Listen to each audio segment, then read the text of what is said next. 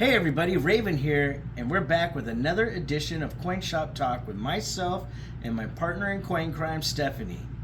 Today is episode number 10. We're going to talk about the Bible of coin collecting, the Red Book. And this video is actually a special request made by one of our subscribers and customers here at Flying Eagle Coins.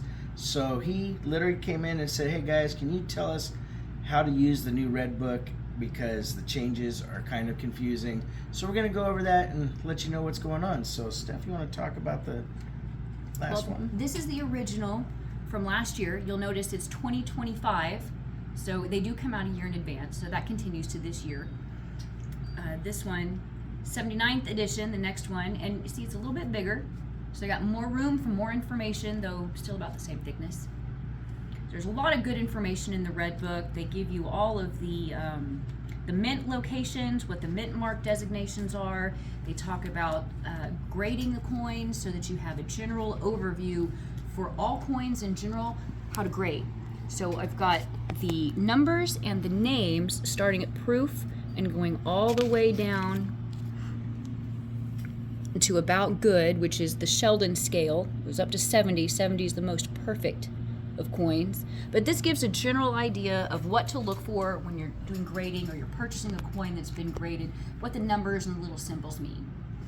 And so in the 2026 edition, they've made some changes where they have still gone over and they're telling you what a Sheldon scale is and the different grading, but they've added photo grades to give you an idea of what to look at, but they're using the Morgan dollar as the example.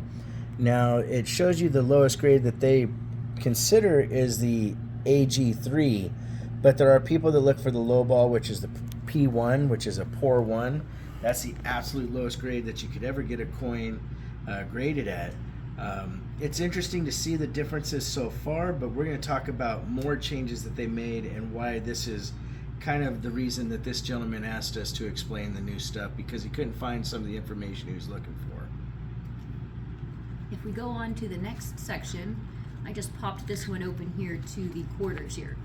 So the older version, the Liberty seated quarters, we have a few pictures, and they give the specific grading information for this type of coin. Each section will have that, the specific things you look for each grade on each different type of coin, because there's different things you look for, obviously. But the new version you'll see is quite a bit upgraded here.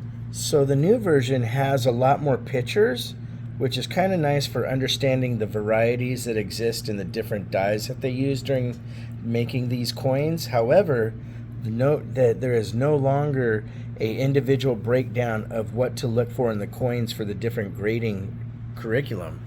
And unfortunately, that's something that really frustrated me and a lot of people, because if you're showing people how to grade only the Morgan coin, it doesn't really translate to the other denominations.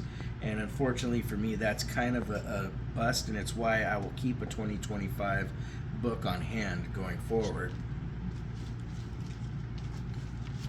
Now, if we were to flip on over, here's a different section, which they're all still color-coded in the new book, and they all still have all the same information regarding the coin, its size, its diameter, its make, just all the information you could possibly want. They still include all of that. And this is going to have the dates for every coin that's minted, each mint mark, the varieties, for example, the obverse mint mark versus reverse mint mark, the mintage of each, so you can see how scarce or populous the coins are, and then a price based on the grade. But bear in mind, these are pretty high retail prices, because these books do come out a year ahead. So if you were to purchase these coins at a very expensive coin shop, you might look at about these prices here. Right, that's full retail. Now here's something that you're going to notice too that they took away. In this one, they actually tell you the specific weights and diameters and whatnot. They took that out of this section, and they're literally telling you about the current retail value and some of the mint mark stuff like what Stephanie talked about. But that's another thing missing, is now if I want to know the weight of a coin, I got to go look it up individually, when before I used to be able to use my Red Book to figure it Right out. there. Yeah. Which, you know, it's these are just things that have changed that make it a little bit different, but still a very, very useful book, to say the least. And then now we're going to go on to the green section. And this is the coins that are issued in other areas such as Hawaii and Puerto Rico. You can see starting off with Stephanie's side there. They've got some pictures, some information, a nice heading, but they've made some improvements in the design with the next edition. Yeah, they really did add some stuff that's pretty cool, like the QR codes that you can scan and it'll take you to more information. It'll take you to a thing known as the gray sheet, which, you know, coin shops use quite frequently, but here we just wanted to talk about the red book, you know, the Bible for coins. Now again, they've taken away a lot of the useful information like weights and individual grading of what they're looking for, but it's still a useful thing to know what your coins are going to be worth, you know, your general values and whatnot. So I still think that's pretty cool. The next section we have is the mint error section. Before we move on, though, Sure. I did want to point out, you know, in a previous video we talked about U.S. coins or U.S. minted foreign coins, and so some of those are actually listed in the red book here. So that's what we just went over in this green section. You saw there's Hawaii and the Philippines. Yeah. And so is the Philippines, I think, is now a Commonwealth of the United States yet? No, not yet. Republic. A republic, okay, but still, you know, Sovereign nation. Sovereign nation that's protected by the United States. All right, so now we have the section that's changed again, and that is the mint and errors. So we got misstrikes and errors. I think it's just errors in the new book, but they do have some great pictures, some explanations of, you know, each label, defective die. You get the die chip, lamination, you know, all those keywords. There we go, and some good pictures here as well. But with the newest one, they have defining what an error is, the minting process, and what quality control they have. How rare is a mint error? They have some really cool how to error coins are valued, counterfeits and damaged coins, types of error coins, and a whole plethora of really nice pictures and definition. You know, broad strikes, lamination error, waffle coins, which are canceled coins, brockage, and wrong planchets. So these are what the red book, the Holy Grail, basically recognizes as error coins and acceptable type of error coins, versus like we talked about before, the clickbait. Yeah, clickbait stuff like in COD We Rust and things like that. You know, it's kind of interesting how that works. And then finally, the thing that really changed has surprised us is that they've always had this top 250 auction prices. And you can see in Stephanie's book, they really go into detail in showing you the different coins and what they went for.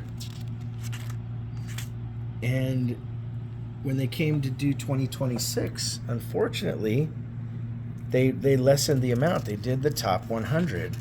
They got tired. Yeah, it's like somebody got tired of writing in the book. Now, both books have glossaries for words and stuff that you need, things that you might miss.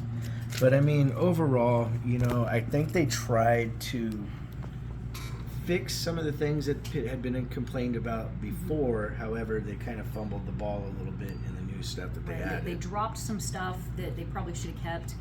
I do like some of the new things, the collector information on those mint errors. That's a lot of really good information, misstrikes. And then another thing I wanted to... Right, in the front of the book, there are some really interesting stories.